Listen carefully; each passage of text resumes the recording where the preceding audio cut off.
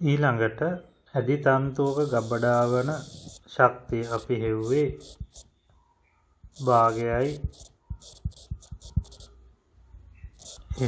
E කියන සමීකරණේ. එතන මේ තන්තුවට F කියලා බලයක් දුන්නාම මේකේ T කියලා ආතතියකුත් හැදෙනවා.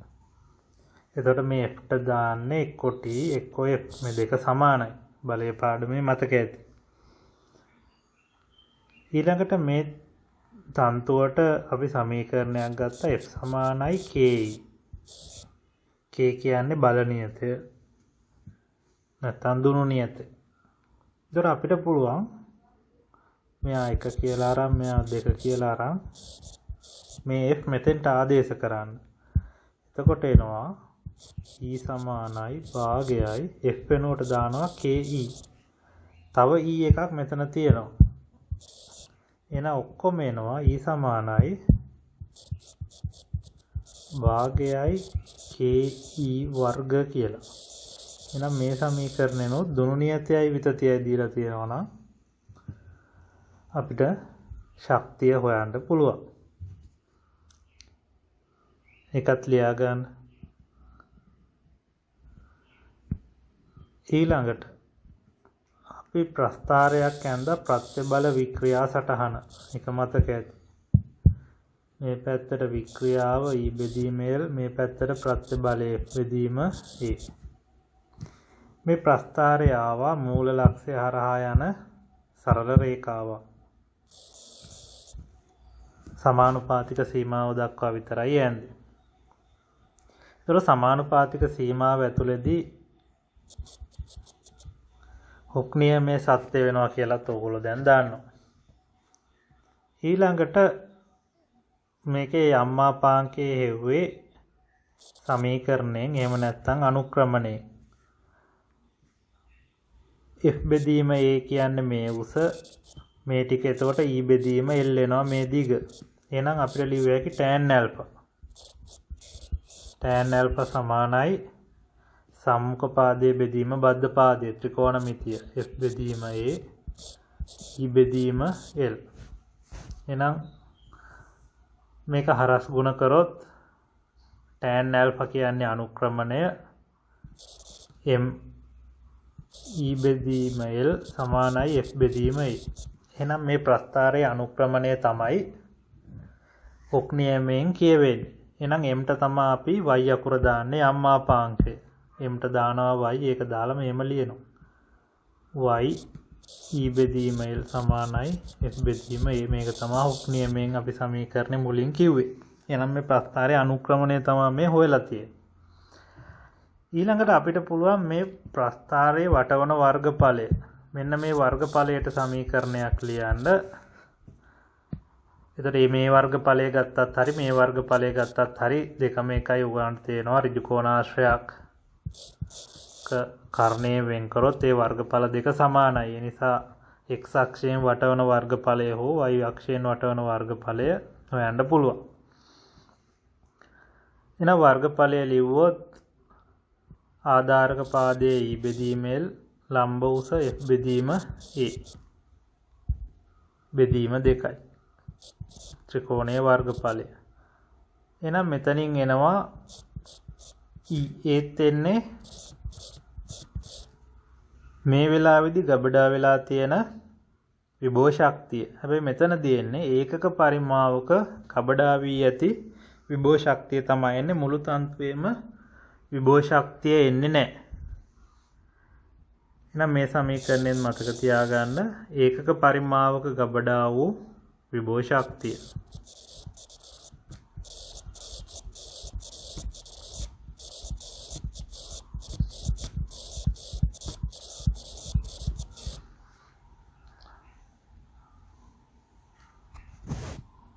මේ තියෙන්නේ 2015 විභාග ගාන බලන්න හදන්න. සමානුපාතික සීමාව තුළ ආතතියට ලක් කරන ලද කම්බියක් පිළිබඳ පහත දැක්වෙන දත්ත සපයා ඇත. කම්බිය මත යොදා ඇති බාහිර බලය නිව්ටන් 100යි. කම්බියේ හරස්කඩ වර්ගඵලය 10 ඍණ 6යි වර්ග මීටර්. කම්බියේ විතතිය 2 වැඩි කිරීම 10 ඍණ 3යි මීටර්. කම්බියේ නොඇති දිග 2 මීටර. ඉහත දත්තවලට අනුව කම්බිය සාදා ඇති ද්‍රව්‍යයේ යම් මාපාංකය වන්නේ. එතකොට මෙහෙම හදන්න පුළුවන්. සරල ගානක් සමීකරණයට ආදේශ කරන්න විතරයි තියෙන්නේ. නැත්නම් මේක හිතලා උත්තරේ කියන්නත් පුළුවන්. මං කිව්වා යම් මාපාංකය 10 11 වෙනි බලයට දෙන්නේ කියලා. එහෙනම් මේක 10 11 වෙනි බලයට උත්තරේ තියෙන්නේ 10 11 විතරයි. මෙහෙම උත්තරේ එනවාද බාණ්ඩ සමීකරණයට ආදේශ කෙරුවොත් FCI A 10 6යි E 2 වැඩි කිරීම 10 3යි මුල් දිග 2යි. y එක පැත්තක තියලා තනි කරොත් 2ක් කැපෙන උඩයි යටයි 10 9 උඩට ගෙනිච්චොත් 10 ධන 9 වෙනවා. එතකොට ඔක්කොම 10 11ක් එනවා. උත්තරේ 4. මේ තියෙන්නේ 2016 ගාන. ආරම්භක දිග L සහ අරස්කඩ වර්ගඵලයේ A වන කම්බියක එක් කෙළවරක් රූපයේ දැක්වෙන පරිදි සිවිලීමකට සම්බන්ධ කර ඇති අතර අනෙක් කෙළවර W බැරති වස්තුවක් ගැටගසා ඇත. වස්තුවේ බරෙහි හරි අඩක් අඩු කළ විට කම්බියේ විතතිය L බෙදීම 8ක දිගකින් අඩුවන බව සොයා ගන්නා ලදී. කම්බිය තන ඇති ද්‍රව්‍යයේ යම් මාපාංකය වන්නේ. මේ මාවද බාන්න උත්තරේ. එතකොට ගානේ කියන විදිහට ඇඳගත්තොත් පළවෙනියට තන්තුවේ W ස්කන්ධය බරක් එල්ලලා තියෙනකොට ඇදෙන විතතිය දීලා නැහැ. ඒක අපිට E කියලා ගන්න වෙනවා. ඊට පස්සේ ඒකේ බර භාගයකට අඩු කරනකොට අඩු වෙච්ච දිග L බෙදීම 8ක් කියලා එනවා. එහෙනම් අපිට සමීකරණයට ආදේශ කරන්න ඇදිච්ච දිග නෙවෝනේ. එහෙනම් ඒක සමානයි E ඍණ L බෙදීම 8 කියලා එනවා. W බෙදීම 2 අවස්ථාවේදී ඇදුණු දිග. එහෙනම් අපි ඒක අවස්ථා දෙකේදී සමීකරණයට ආදේශ කරනවා. පළවෙනි අවස්ථාවේදී F බෙදීම A සමානයි E බෙදීම L. F ට W A y E බෙදීම L. ඒ වෙලාවේ ඇදුණු දිග E. ඒක පළවෙනි සමීකරණේ. ඊළඟට දෙවෙනි සමීකරණය එනවා. දෙවෙනි අවස්ථාවේදී ස්කන්ධයේ W බෙදීම 2 එක බර A වලින් බෙදෙනවා. ඊළඟට y වාරයක් ඒ වෙලාවේ ඇදුණු දිග E ඍණ L බෙදීම 8. ආරම්භක දිග L. ඊළඟට පළවෙනි සමීකරණ මේ විදිහට හදා ගන්නවා. E දැන් අපි y නේ හොයන්න ඕනේ. දැන් මේ සමීකරණ දෙකේ අපි අහන්නේ y. අපි දන්න දෙයක් ගත්තා E. එහෙනම් E අයින් කරන්න ඕනේ. එහෙනම් E උක්ත කරලා පළවෙනි එකෙන් දෙකට ආදේශ කරනවා. E වෙනුවට මෙන්න මේ කෑල්ලට E වෙනුවට ගෙනත් දාලා තියෙනවා. ඊට පස්සේ L පොදුයි සාධකයක් විදිහට එළියට ගත්ත හැකි L කැපිලා යනවා. ඊට පස්සේ වරහන් අයින් කරනවා. මෙයාගෙන් මෙයා වැඩි කරා. එතකොට එක පදයක y කැපිලා යනවා. ඊළඟට මේම එනවා. අපෙන් y අහන්නේ දැන් y අකුර විතරයි එක පැත්තක තියෙන්නේ. එහෙනම් ඒක දෙපැත්තට අරන් ගියා. පොදු හරය ගත්තාම මේම එනවා. එතකොට ඒක සුරු වුණාම 4යි W බෙදීම A කියලා එනවා උත්තරේ. එහෙනම් ඒක තියෙන්නේ තුන්වෙනි පිළිතුරේ 4යි W බෙදීම A. මේ තියෙන 2017 ගාන දුනු නියතය පිළිවෙලින් 710යි මීටරයට නිව්ටන් සහ 2840යි මීටරයට නිව්ටන් වන x සහ y දුනු දෙකක් වෙන වෙනම එකම විශාලත්වයක් ඇති බල දෙකක් මගින් නැදී පවතී. x සහ y හි විභව ශක්ති අනුපාතය වන්නේ. බලන්න මෙහෙම උත්තරයක් එනවද කියලා. පළවෙනි x දුන්න දුනු නියතය දාගත්ත බලය F. ඊළඟට y දුන්න දුනු නියතය දාගත්ත බලය F. ඊළඟට අපි සමීකරණයට ආදේශ කරනවා. F සමානයි kx ට. පළවෙනි දුන්නට ආදේශ කරා F සමානයි 710යි විතතිය අපි ගමු Ex කියලා. දෙවෙනි දුන්නට ආදේශ කරා y දුන්නට බලය සමානයි ඒකේ විතතිය Ey කියලා ගමු. එයා 1 2. ඊට පස්සේ ශක්තිය හොයන සමීකරණයට ආදේශ කරනවා. පළවෙනි සමීකරණය ආදේශ කරොත් මේක එනවා. Ex සමානයි භාගයයි 710යි Ex අපි සුළු කරන්නේ ඔහොම තියා ගන්නවා. y දුන්නට ආදේශ කරොත් මෙහෙම එනවා විතතිය EY කියලා. ඊට පස්සේ 1 2 බෙදෙනවා. අපෙන් අහන්නේ EX බෙදීම EYට උත්තරයක්. අනුපාතය හොයන්න කියන්නේ XY බෙදන්න කියලායි කියන්නේ. ශක්තිය අතර අනුපාතය කියන්නේ මේ දෙක බෙදන්න. අපි මේ 3යි 4යි බෙදනවා. එතකොට අපිට ඉතුරු වෙනවා මෙන්න මෙහෙම එකක්. දැන් මේකෙන් හොයන්න අපි EX වර්ගය බෙදීම EY වර්ගය හොයන්න ඕනේ. එහෙනම් අපිට ආය යන්න වෙනවා 1 2 සමීකරණ වලට. ඊපස්සේ 1 2 සමීකරණය බෙදනවා. 1 2 සමීකරණය බෙදුවොත් F කැපිලා යනවා 710ට 2844යි මෙහෙම උත්තරයක් එනවා. ඊළඟට EX වර්ගනේ තියෙන්නේ. එහෙනම් දෙපැත්තම වර්ග කරනවා. වර්ග කරපුවාම මෙහෙම උත්තරයක් එනවා. ඒ සමීකරණේ 6යි කියලා ගන්නවා. ඒ 6 ගෙනහිල්ලා පස්වෙනි සමීකරණයට ආදේශ කරනවා. පස්වෙනි සමීකරණය මෙයා. ඒකේ මෙතෙන්ට ආදේශ කරනවා. එතකොට 16යි කියලා එන්නේ 4ෙන් කැපෙනවා. එතකොට එනවා මෙහෙම උත්තරයක්. දැන් අපෙන් අහන්නේ අනුපාතය EX EY අනුපාතය අහන්නේ. එහෙනම් මේ බෙදීම මැද්දට අනුපාතයක් විදිහට ලියනවා. සමානයි අනිත් පැත්තට අනුපාතයක් විදිහට ලියනවා. එහෙම ලිව්වහම එන්නේ 4ට 1 අනුපාතය කියලා. එහෙම තියෙන්නේ පස්වෙනි උත්තරේ. මේ තියෙන්නේ 2018 ගාන අදින ලද කම්බියක් පිළිබඳ පහත සඳහන් ප්‍රකාශ අතුරෙන් කුමක් සත්‍ය වේද කියලා අහන්නේ. එහි ගබඩා වී ඇති ප්‍රත්‍යස්ත විභව ශක්තිය ආතතියේ සහ විතතියේ ගුණිතයෙන් ලැබේ. විභව ශක්තිය කියන්නේ ආතතියයි විතතියයි ගුණිතය නෙමෙයි ඒකෙන් භාගය. එහෙනම් පළවෙනි එක වැරදි. මේ දෙකේ ගුණිතය කියලා කියන්නේ. ඒක දෙකෙන් බෙදෙන්නත් ඕනේ. දෙවෙනි ප්‍රකාශය කියනවා ප්‍රත්‍යස්ත සීමාව ඉක්ම වූ පසුවත් ප්‍රත්‍ය බලය ඉවත් කළ විට කම්බිය එහි මුල් දිගට නැවත පැමිණේ. ඒක වැරදි. සමානුපාතික සීමාවට ඇදලා අතෑරියොත් අහපව් වෙනවා. ඊළඟට පොඩි කර්ව් එකක් තියෙනවා. එතන ප්‍රත්‍යස්ත සීමාවට ඇදලා අතෑරියත් මුල් දිගට එනවා. ප්‍රත්‍යස්ත සීමාව ඉක්මවලා ඇදලා අතෑරියොත් ආයේ මුල් දිගට එන්නේ නැහැ. විතතියක් ඉතුරු වෙනවා. එහෙනම් දෙකත් වැරදි. තුන්වෙනි එක. සමානුපාතික සීමාව තුළදී කම්බියේ ආතතිය එහි විතතියට සමානුපාතික වේ. ආතතිය විතතියට සමානුපාතිකයි. ඒක හරියටම හරි. ඒක තමයි සමානුපාතික සීමාවේ කියන්නේ. එහෙනම් උත්තරේ 3. අපි අනිත් දෙකත් බලමු. යොදන ලද බලයේ සහ කම්බියේ හරස්කඩ වර්ගඵලයේ ගුණිතය ප්‍රත්‍ය බලයට සමාන වේ. ඒක වැරදි. ප්‍රත්‍ය බලය කියන්නේ F බෙදීම A. ගුණිතයට නෙමෙයි බෙදීම තමා සමාන වෙන්නේ. ඊළඟ එක ප්‍රත්‍යස්ත සීමාවෙන් පසු පමණක් කම්බිය ඇදීමකට ලක් විය හැක. ඒක වැරදි. ආරම්භයේ ඉඳන් කම්බිය ඇදීමට ලක් වෙනවා. ප්‍රත්‍යස්ත සීමාවෙන් පස්සේ නෙමෙයි කම්බිය ඇදෙන්නේ. එහෙනම් පහත් වැරදි. උත්තරේ 3. මේ තියෙන 2019 රචනා ගාන මුලින්ම ගාන ලියා ගන්න. පරීක්ෂණයේදී ආතන්නේ ප්‍රත්‍ය බලයකට භාජනය කළ බහුඅවයවික දණ්ඩක වික්‍රියාව නිරීක්ෂණය කරන ලදී.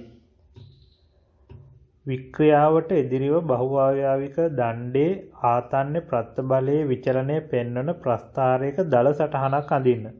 ඔබගේ ප්‍රස්ථාරයේ මත පහත ලක්ෂ ලකුණු කරන්න. ඒ සමානුපාතික සීමාව B ප්‍රත්‍යස්ත සීමාව C ભેදක ලක්ෂය. ප්‍රත්‍ය බලයේ ඒකක වැඩිවීමකට වික්‍රියාවේ වැඩිවීම ඉහළ අගයක් ගන්නේ වක්‍රයේ කුමන කොටසේදීද? මේ B කොටස P නැමැති සිලින්ඩරාකාර බහුඅවයවික දණ්ඩක දිග L සහ හරස්කඩ වර්ගඵලය A වේ. එහි දිග දිශාව ඔස්සේ යොදන බලය F ආතන්න බලයක් යටතේ E විතතියක් පෙන්눔 කරයි. පහත් දැක්වෙන රාශි සඳහා ප්‍රකාශන ලියන්න. ආතන්නේ ප්‍රත්‍ය බලය වික්‍රියාව ප්‍රත්‍යස්තතා යම් මාපාංකය. ඒ B කොටස. ඊළඟට C කොටස මෙම දණ්ඩේ විතතිය 2e දක්වා වැඩි කිරීමට නම් යෙදිය යුතු බලය F ඇසුරෙන් සොයන්න.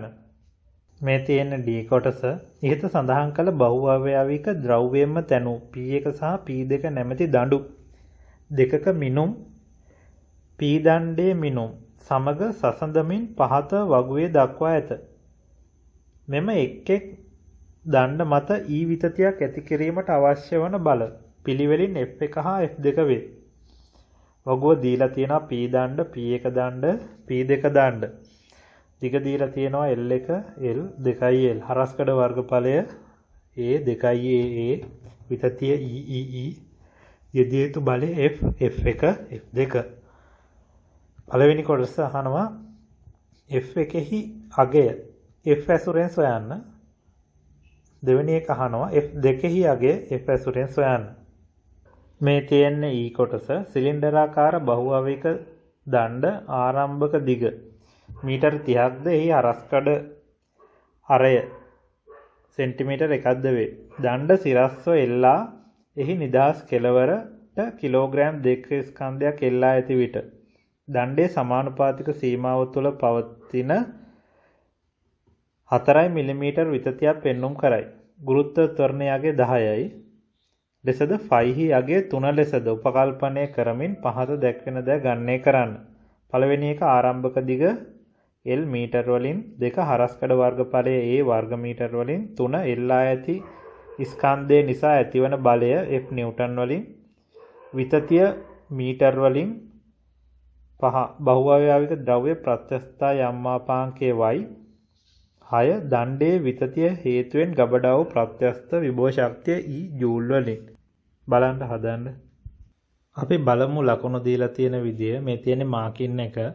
මාකින් එකට අනුව උත්තර ලියන්න දැනගන්න ඕනේ ළමයි. එහෙම ලිව්වේ නැත්තම් ලකුණු දෙන්නේ නැහැ. අපි බලමු මාකින් එකට අනුව ඔයගොල්ලෝ ලියලා තියෙනවද කියලා. මේ ප්‍රස්ථාරේ මේ හැඩේ තියෙන්න ඕනේ. පළවෙනි එක වක්‍රය සන්තතික වෙන්න ඕනේ කියලා මාකින් එකේ කියන සන්තතිකයි කියන්නේ මැදින් කැඩිලා තියෙන විදිහට අඳින්න බෑ. එක දිගට තියෙන්න ඕනේ. C පහලින් තියෙන්න ඕනේ. ප්‍රස්ථාරයේ තියරි එකේ මතක ඇති C මෙම උඩට යන්න බෑ. C පල්ලෙහාට ඇවිල්ලා තමයි කැඩෙන්න ඕනේ. ඊළඟට C ලක්ෂය මෙතන කෙරවලේ ලකුණු කරලා තියෙන්න ඕනේ. මේ හරිය ලකුණු කරලා තිබ්බොත් ලකුණු හම්බ වෙන්නේ නැහැ. AB අතර ලක්ෂ වෙන ලකුණු කරන්නත් බෑ. මේ AB අතර ලක්ෂ ලකුණු කරලා තිබ්බොත් ඒත් ලකුණු දෙන්නේ නැහැ. හරි. ප්‍රස්ථාරයේ හැඩයට ලකුණු 5ක් දෙනවා. මේ හැඩයට ඇඳලා තියෙනවා නම් ලකුණු 5යි. ඊළඟට නිවැරදිව අක්ෂ දෙකම ලකුණු කරන්න ඕනේ. අක්ෂ මාරු කරලා තිබ්බොත් ලකුණු නැහැ.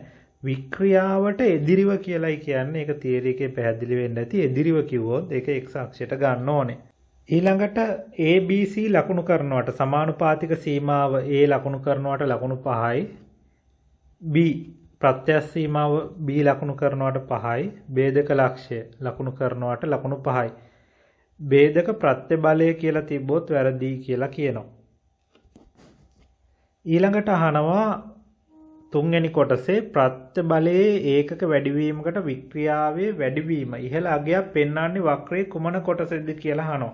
ප්‍රත්‍යස්ථ සීමාව ඉක්මවා ගියාට පස්සේ කියලා ඔයගොල්ලෝ තියරි එකේදී දැක්කා. ඒක ලියන්න පුළුවන් සීට ආසන්නව.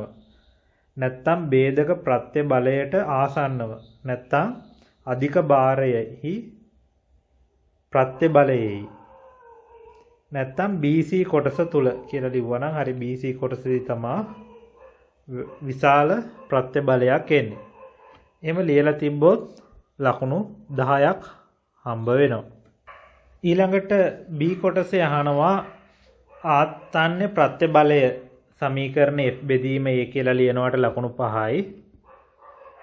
වික්‍රියාව E බෙදීම L ඒ දීලා තියෙන සංකේත සම්මත සංකේත වලින් ලියන්න ඕනේ. දීලා තියෙන ඒවෙන් ලකුණු 5යි.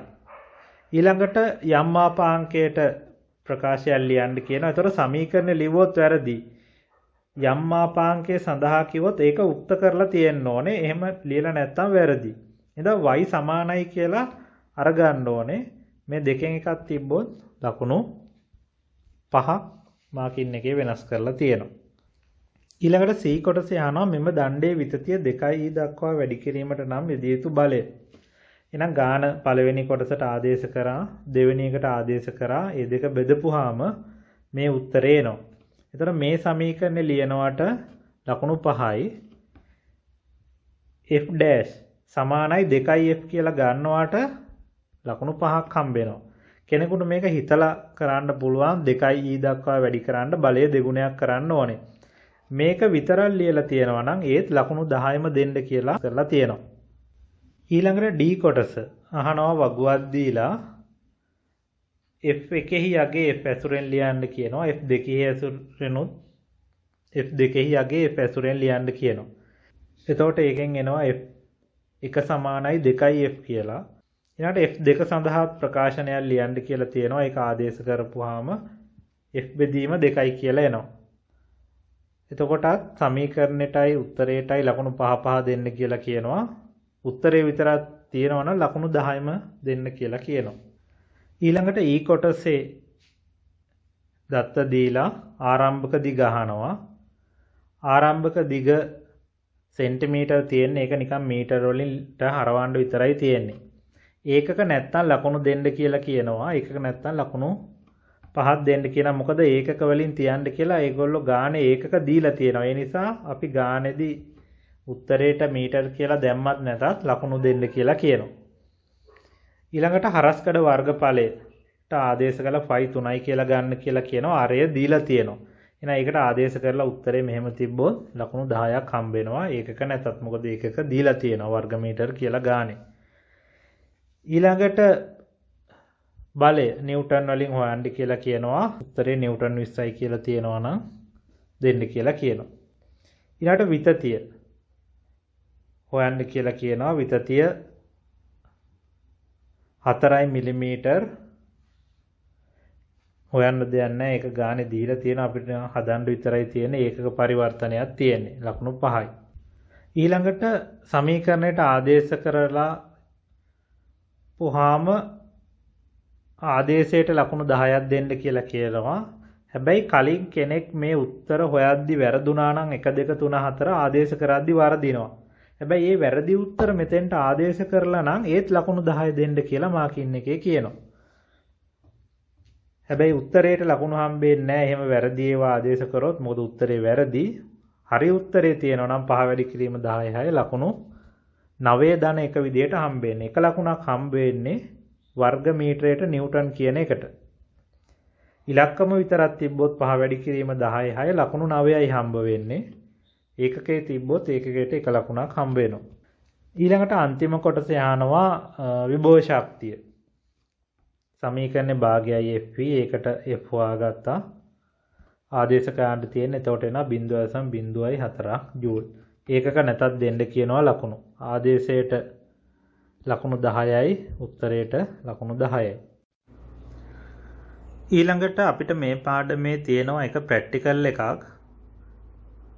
තාක්ෂණ වේදේ සඳහා විද්‍යාව ප්‍රායෝගික ක්‍රියාකාරකම් සංග්‍රහය පොතේ දාලා ඒක තමයි රබර් බටයක් භාවිතා කර රබර් වල යම් මාපාංකයේ සෙවීම. මේ ප්‍රැක්ටිකල් එක තමයි අපි දැන් කරන්න යන්නේ. ලියන්න මාතෘකාව රබර් බටයක් භාවිතා කර රබර් වල යම් මාපාංකයේ සෙවීම. මේක 18 වෙනි ප්‍රැක්ටිකල් එක. අපි මුලින් අවශ්‍ය ද්‍රව්‍ය ටික ලියාගෙන ඉමු. රබර් බටයක් භාවිතා කර රබර් වල යම් මාපාංකයේ සෙවීම. මුලින්ම ඕනේ රබර් බටයක්, මීටර් කෝදුවක්, තුලා තැටියක්, පඩි පෙට්ටියක්, ආධාරකයක්, කම්බි කැබලි, චලාන්වීක්ෂය. මේ ටික ලියා ගන්න. අපි මුලින්ම රබර් පටිය අරගෙන මෙන්න මේ වගේ පරීක්ෂණ ඇටවුමක් හදා ගන්නවා. මේකේ මේ තියෙන්නේ මීටර් රූල.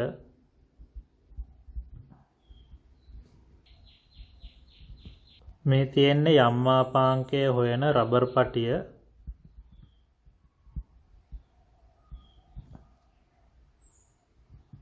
මේ තියෙන්නේ තුලා තැටිය. මේ තියෙන්නේ ආධාරකය. මේ XY වලින් ගැට ගහලා තියෙන්නේ අර අරන් තියෙන කම්බි කැබලි අපිට දර්ශකයක් ඕනේ හරියටම මීටර රූලේ ඇදෙන පාඨාංකය කියවන්න. ඒ නිසා කම්බි කැබලි දෙකක් ඉහළින් සහ පහළින් ගැට ගහ ගන්නවා. ඒ නිසා මේ ගන්න රබර් පටිය ආසන්න වශයෙන් සෙන්ටිමීටර් 50ක් වගේ වෙන්න ඕනේ. සෙන්ටිමීටර් 2-3 10ට අඩු එකක් ගන්න නැහැ. මොකද මීටර රූලේ දිග තියෙනවා අපිට පාඨාංක ගන්න. ඒ නිසා ආරම්භක දිග L නෝට් කියන එක සෙන්ටිමීටර් 50ට ආසන්න අගයක් තියෙන්න ගන්න ඕනේ. අපි ඒ දිග ගන්නවා L නෝට් ආරම්භක දිග. L නෝට් ආරම්භක දිග.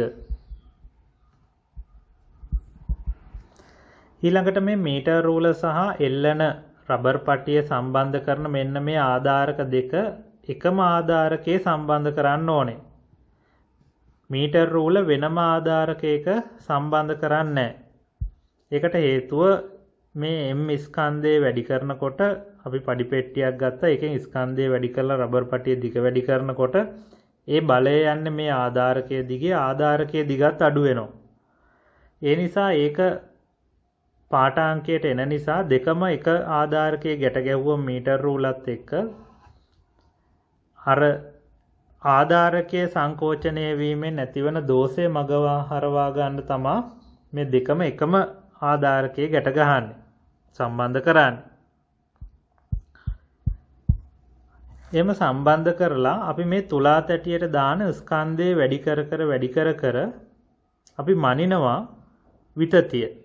ඇත්තටම මෙතනදී අපි පරීක්ෂණයේදී දත්තවලදී විතතිය ලබා ගන්න අමාරුයි. ඒ නිසා අපි රබර් පටියේ දිග තමයි මනින්නේ. අපි මෙතන තුලා තැටියෙන් දාන ස්කන්ධය M සමග L. L කියන්නේ රබර් පටියේ දිග.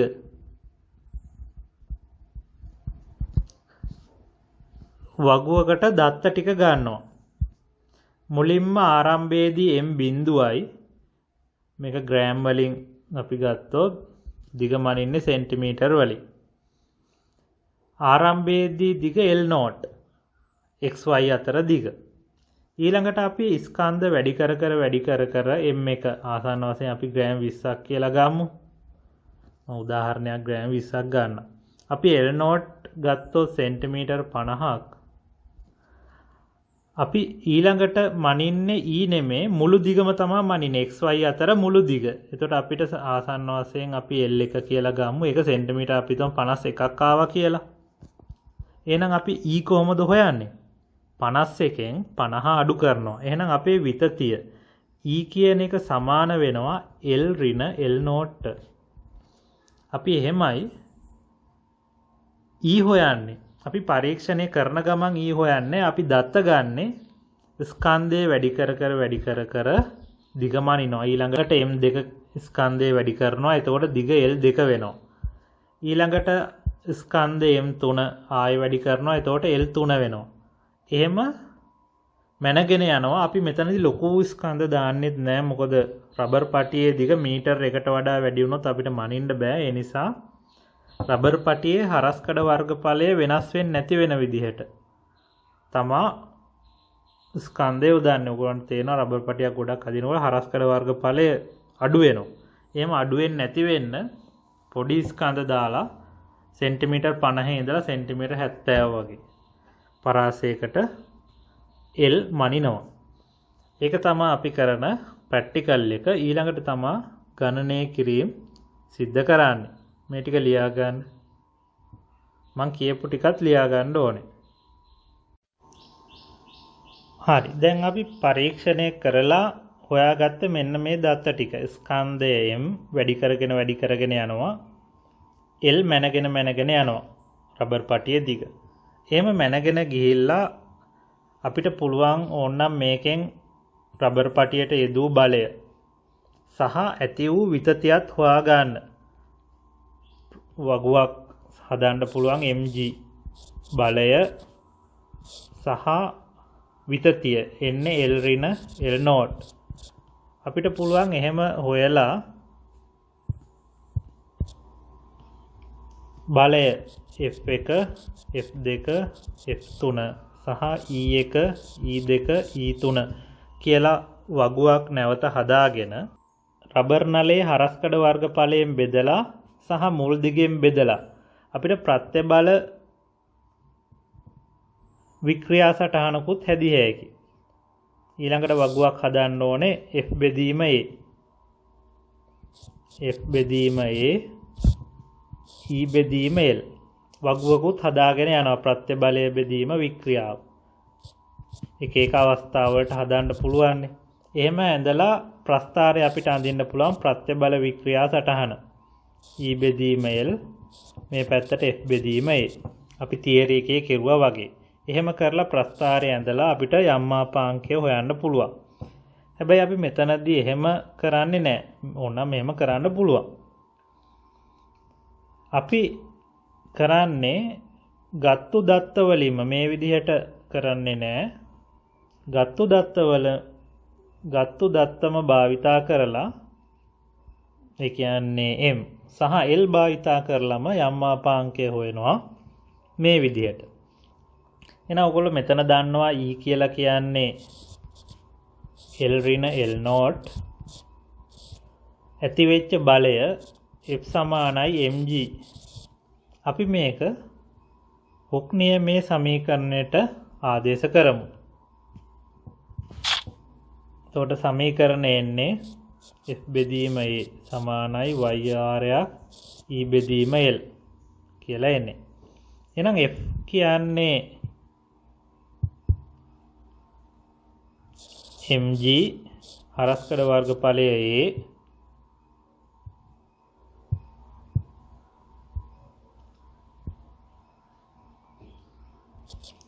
y වාරයක් E කියලා කියන්නේ L ඍණ L නෝට් බෙදීම L නෝට්.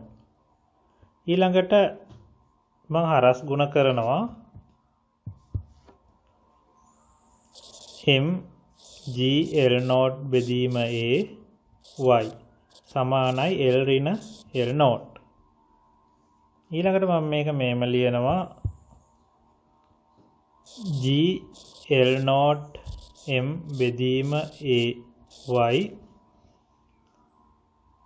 ඍණ L නෝට් මේ පැත්තට අරන් එනවා. ඒතකොට ධන L නෝට් එනවා. L එහා පැත්තේ තනි කරනවා. එහෙම ලියලා මම මේ සමීකරණය අනිත් පැත්ත හරවලා ලියනවා. වෙනසක් කරන්නේ නැහැ. L සමානයි g L naught m a y ධන L නෝට් කියලා. එහෙනම් මෙතනදී අපි වෙනස් කරේ m වෙනස් කර L තමා මැන්නේ. මෙතන අපි m වෙනස් කරේ L තමා මැන්නේ. එහෙම කරලා මේ විදිහට සමීකරණය හදාගත්තා. සරල රේඛාව පාඩම මතක ඇති. මේක සරල රේඛාවක සමීකරණයක් හැඩයට තමයි එන්නේ. එහෙනම් මෙයා y මේ කෑල්ල m මෙයා x ධන c ආකාරයේ සමීකරණය y සමානයි mx ධන c ආකාරයේ සමීකරණයක් තමයි එන්නේ. එහෙනම් g කියන්නේ නියතයක්, L නෝට් නියතයක්, a නියතයක්, y නියතයක්. L නෝට් කියන්නේ නියතයක්. එහෙනම් අනිත් ඒවා නියත. අපි වෙනස් කරේ L සහ m. එහෙනම් මේක සරල රේඛාවක සමීකරණයක් හැටියට එන්නේ. ඒක එන්නේ මෙන්න මේ හැඩයට. y පැත්තට ගත්ත L x පැත්තට ගත්ත m. එහෙනම් අන්තක් ඛණ්ඩයක් තියෙන අනුක්‍රමණය ධන වෙච්ච ප්‍රස්ථාරයක් තමයි එන්නේ. එතකොට මේකේ c කියලා කියන්නේ ඔයගොල්ලෝ දන්නවා y අක්ෂයේ කැපෙන තැන. එහෙනම් මෙහෙම ප්‍රස්ථාරයක් තමයි අපි අර දත්ත වලින් අඳින්නේ. එහෙම ඇඳහම ප්‍රස්ථාර කොලයක මෙන්න මේ හැඩේ ප්‍රස්ථාරයක් එනවා. එහෙනම් ප්‍රස්ථාරයේ y අක්ෂයේ කැපෙන තැනින් අපිට L නෝට් තහවුරු කරගන්න පුළුවන් සෙන්ටිමීටර් 50ක්ම මම අරගත්ත උදාහරණේ කිව්වේ කියලා එනවා. ඊළඟට අපි කරන්නේ මේකේ අනුක්‍රමණය හොයනවා. සරල රේඛාව පාඩමේ අනුක්‍රමණය හොයන හැටි මතක ඇති. ඈතම ලක්ෂ දෙකක් අරගෙන මෙතන A ලක්ෂය ගන්නවා, මෙතන B ලක්ෂයක් ගන්නවා. අරගෙන අනුක්‍රමණය හොයනවා.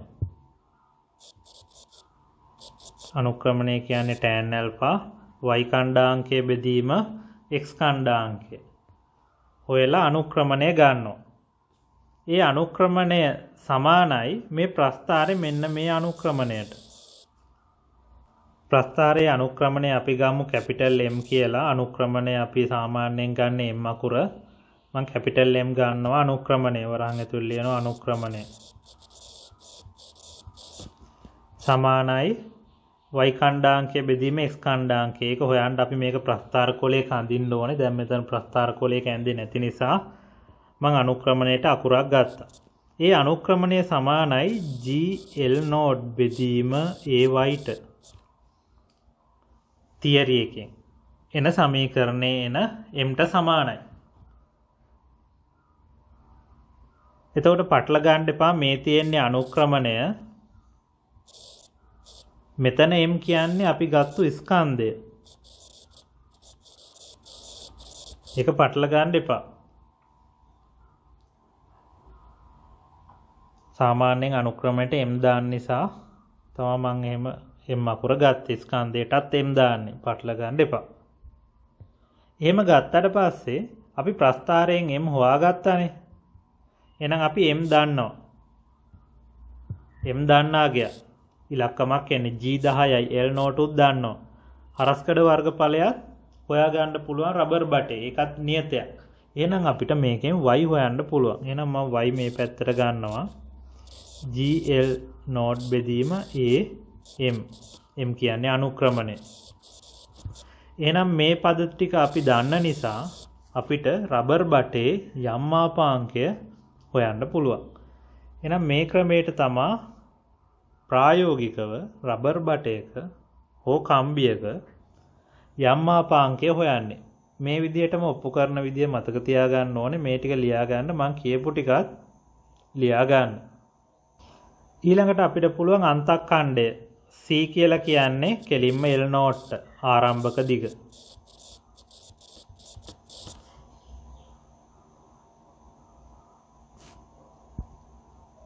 ඊළඟට අනුක්‍රමණය හොයන්න නම් අපි රබර් නලයේ හරස්කඩ වර්ගඵලය ආදේශ කරන්න ඕනේ. අනිත් ඒවා දන්නවා. අනුක්‍රමණය ප්‍රස්ථාර කොලේ ආධාරයෙන් හොයා ගන්නවා. G10යි කියලා දන්නවා. L නෝට් මීටර් රූලෙන් මැනගත්තා. හරස්කඩ වර්ගඵලය තමයි හොයන්න ඕනේ. ඒකට තමයි චලාන්වීක්ෂය භාවිතා කරේ. හරස්කඩ වර්ගඵලය කියන්නේ රබර් බටයක් කියලා කියන්නේ මැද සිදුරක් තියෙන එකක්. එහෙනම් මෙන්න මේ මම පාට කරන වර්ගඵලය තමයි හොයලා දාන්න ඕනේ. එහෙනම් වර්ගඵලය පාඩමේදී මතක ඇති 5r1 වර්ගයෙන් 5r2 වර්ගය අඩු කරා නම් වර්ගඵලය එනවා. දැන් මෙතන අපි විස්කම්භ තමයි හොයන්නේ. විස්කම්භයෙන් ලිව්වොත් මේ විදිහට එනවා. r ට දාන්න වෙන්නේ විස්කම්භයේ බෙදීම 2 වර්ගය. ආදේශ කරොත් මේකේ නම් මෙතන 1 එන්නේ. හරි. ඒක පොඩ්ඩක් සුළු කරොත් වර්ග කරලා 4ක් එළියට ගත්තොත් මේ විදිහට එනවා. එහෙනම් මේකට ආදේශ කරොත් අපිට වර්ගඵලය හොයාගන්න පුළුවන්. එහෙනම් විස්කම්භ තමයි හොයාගන්න ඕනේ. විස්කම්භය හොයන්න තමයි චලාන්වීක්ෂය භාවිතා කරේ. චලාන්වීක්ෂය ප්‍රැක්ටිකල් එකේ මතක ඇති රබර් නලයක. නැත්නම් වීදුරු නලයක කොහොමද අරයන් හොයන්නේ කියලා අභ්‍යන්තර අරය නැත්නම් අභ්‍යන්තර විස්කම්භය සහ බාහිර විස්කම්භය හොයන විදිය. එතකොට අන්වීක්ෂය නාභිගත කරන්න ඕනේ හරස්කම්බි එක කෙලවරකට. එතන පාඨාංකය A කියලා ගමු. ඊට පස්සේ අනිත් විස්කම්භයේ අනිත් කෙලවරට හරස්කම්බි නාභිගත කරලා එතන විස්කම්භය D කියලා ගන්නවා. ඊළඟට අභ්‍යන්තර ලක්ෂයකට හරස්කම්බි නාභිගත කරලා B පාඨාංකය ගන්නවා. අනිත් කෙලවරට අරන් ගිහිල්ලා හරස්කම්බි C පාඨාංකය ගන්නවා. ඊට පස්සේ අපි කරන්නේ පාඨාංක දෙක අඩු කරලා D1 කියන අභ්‍යන්තර විස්කම්භය ගත්ත හැකි C වලින් B අඩු කරොත් අපිට අභ්‍යන්තර විස්කම්භය එනවා. ඊළඟට D වලින් A අඩු කරොත් අපිට බාහිර විස්කම්භය එනවා. එහෙනම් මේ විදිහට මේ විස්කම්භ දෙක අරගෙන අපිට රබර් නලයේ හරස්කඩ වර්ගඵලය හොයන්න පුළුවන්. මේ ටිකත් ලියා ගන්න. ඊළඟට අපි මේ පරීක්ෂණය කරනකොට ගන්න දත්ත මෙන්න මේ වගේ වගුවකට ගන්නවා. මුලින්ම ආරම්භක දිග L නෝට් මනිනවා. ඊළඟට අපි කරන්නේ රබර් නලේ අභ්‍යන්තර සහ බාහිර විස්කම්භ මනින්න මෙන්න මේ පාඨාංක ටික ගන්නවා. ඒ ටික තමයි දැන් ඉස්සර වෙලා කරේ. ඒ පාඨාංක ගන්නවා. ඊළඟට අපි මේ පරීක්ෂණය කරනකොට මම මුලින් කිව්වා m එකතු කරමින් L මනිනවා කියලා. ඊළඟට අපි ඒ පරීක්ෂණයේදීම m ස්කන්ධ අඩු කරමින් නුත් L මනිනවා.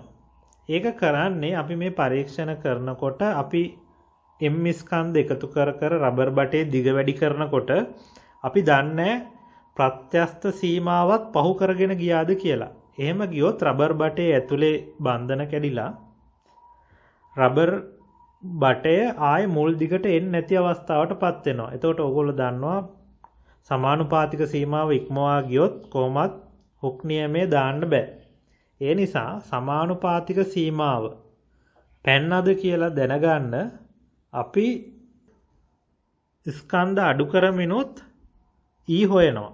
එතකොට අපිට අවස්ථා දෙකේදීම ආපු E සමාන නම් නැත්නම් මධ්‍යයන් දිග සමාන නම් අපිට පුළුවන් සමානුපාතික සීමාව ඇතුලේ තමයි අපි ස්කන්ධ එකතු කරේ කියලා නිගමනය කරන්න. ඒ නිසා අපි මුලින්ම එකතු කරපු ස්කන්ධෙම උදාහරණ ටිකක් මෙතෙන් ලියන්න. ග්‍රෑම් 20යි. දෙවෙනි අවස්ථාවේ ග්‍රෑම් 40යි. ඊළඟට ග්‍රෑම් 60යි. ග්‍රෑම් 80යි. ග්‍රෑම් 100යි. ග්‍රෑම් 120යි කියලා ග්‍රෑම් ගාණක් එකතු කරගෙන යනවා.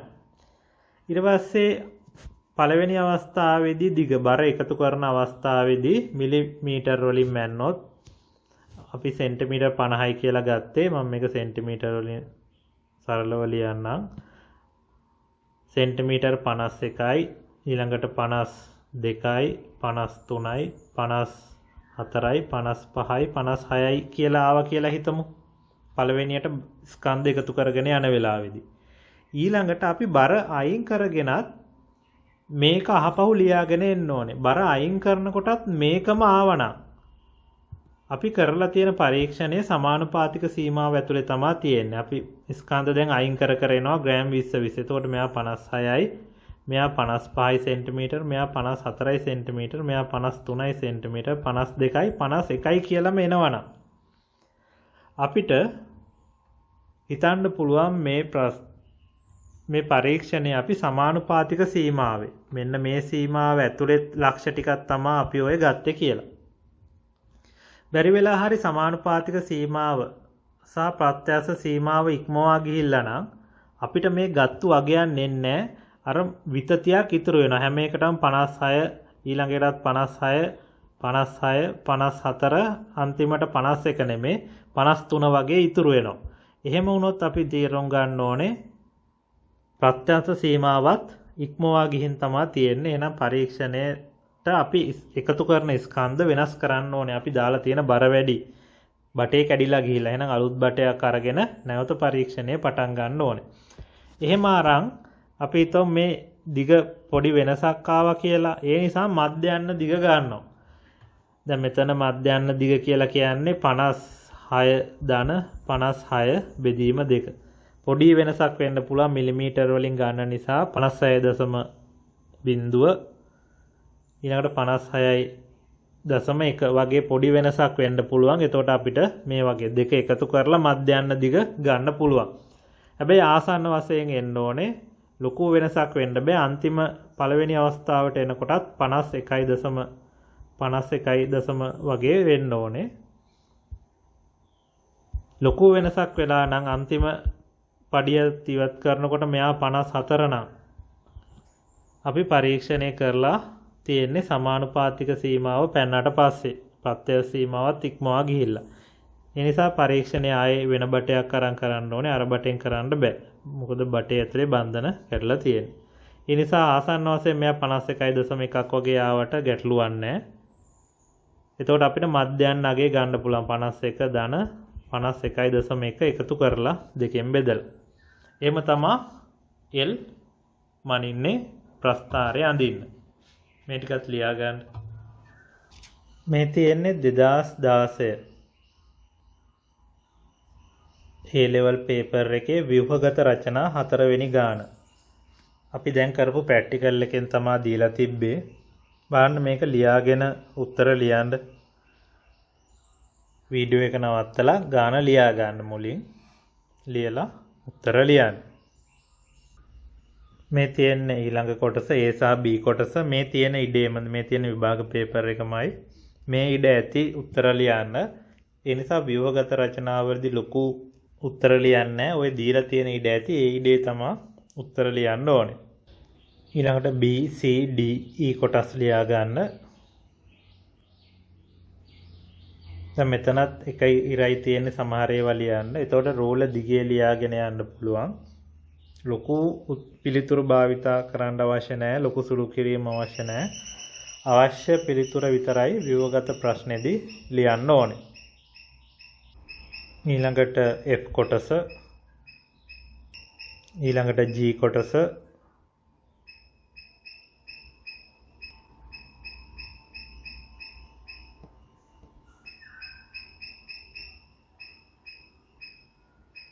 ඒකේ තුන්වෙනි කොටසට යනකම් ලියන්න.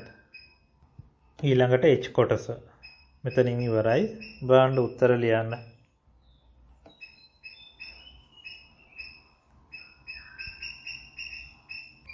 බලන්න මේ උත්තර ආවද කියලා. ආතාන්න ප්‍රත්‍ය බලය mg බෙදීම a කියලා තියෙනවා නම් ලකුණු 5යි. ආතාන්න වික්‍රියාව L ඍණ L නෝට් බෙදීම L නෝට් කියලා තියෙන්න ඕනේ. මොකද මේක දීලා තියෙන දත්ත වලින් තමයි ලියන්න ඕනේ. වෙන ඕගොල්ලන්ට අකුරු ගන්න බෑ. ගානේ දෙන අකුරු වලින් විතරයි උත්තර තියන්න පුළුවන්. එහෙම ලියලා තියෙනවා නම් ලකුණු 5යි. ඊළඟ කොටසේදී සම්බන්ධ කරන සමීකරණයට හුක් නියමය ඇසුරෙන් ලබා ගන්න කියලා කියනවා.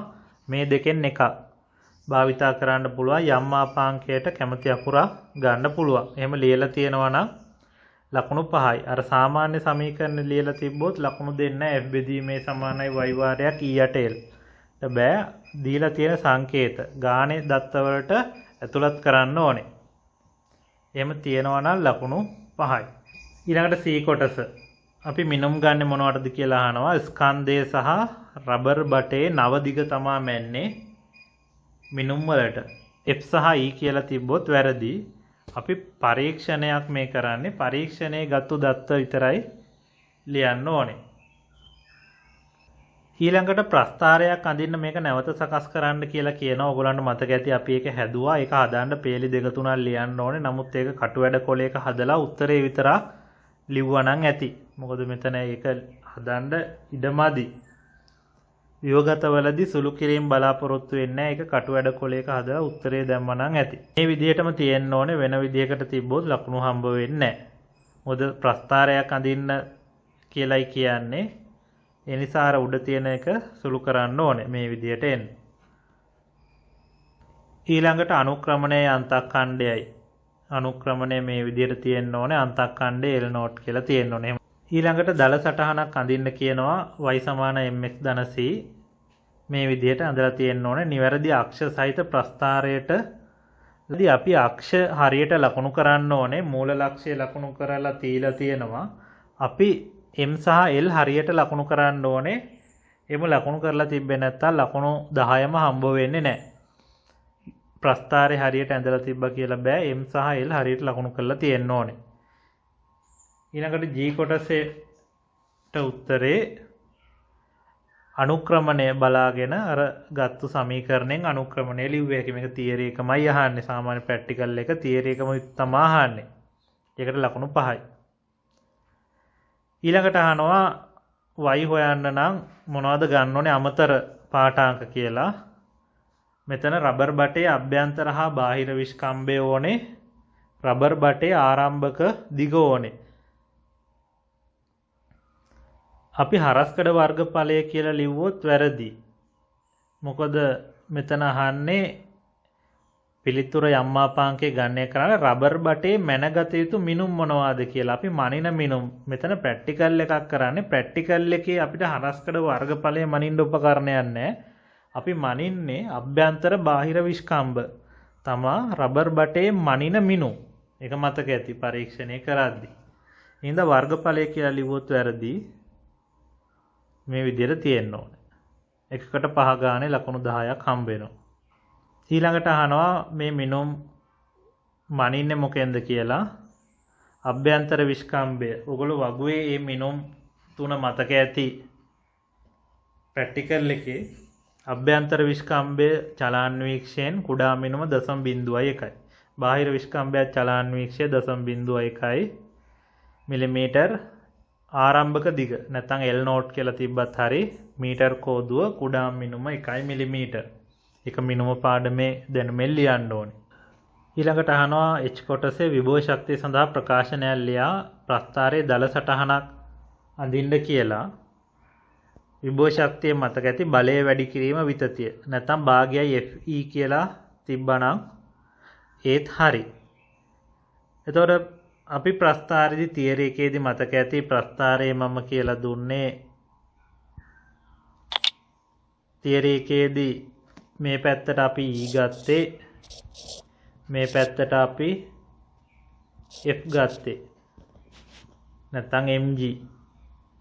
දැන් මෙතන රබර් බටේ කියලා තියෙන නිසා අක්ෂ මාරු වුණාට ගැටලුවක් නැහැ. මොකද මේ වර්ගඵලය මේ විදිහට ගත්තත් එකම වර්ගඵලය එන්නේ. ප්‍රස්ථාරයේ දෙපැත්ත මාරු වුණා කියලා ගැටලුවක් නැහැ. කොහොම තිබ්බත් ලකුණු හම්බ වෙනවා. මේ පැත්තට අපි යන්නේ මේ පැත්තට මේක දීලා තිබ්බේ අනිත් පැත්තේ නිසා එකේ ගැටලුවක් නැහැ. අක්ෂ මාරු වුණා කියලා ප්‍රශ්නයක් නැහැ. හැබැයි mg සහ මෙතන mg තියෙන්න ඕනේ මේ පැත්තේ L ඍණ L නෝට් තියෙන්න ඕනේ. මොකද දැන් මේ එකම ගාන යන නිසා ඒ විදිහට තියෙන්න ඕනේ. ඒකට ලකුණු හම්බ වෙනවා ලකුණු 4 සහ 6 විදිහට. අක්ෂ නම් කරන ලකුණු 6යි හැඩයට ලකුණු 4යි. ඒ විදිහට තමයි ප්‍රැක්ටිකල් එක ලකුණු හම්බ වෙන්නේ. මේ ප්‍රැක්ටිකල් එක 2016 දුන්නේ. ඒ නිසා 2020 21 22 වගේ එක්සෑම් වලට මේකෙන් ප්‍රැක්ටිකල් එකක් දෙන්න ඉඩ නැහැ. මොකද තව දීපු නැති ප්‍රැක්ටිකල් ගොඩක් තියෙනවා. ඒ නිසා 2022 න් පස්සේ වගේ තමයි ආයේ මේ ප්‍රැක්ටිකල් එක ඉඳ ඉඩ තියෙන්නේ.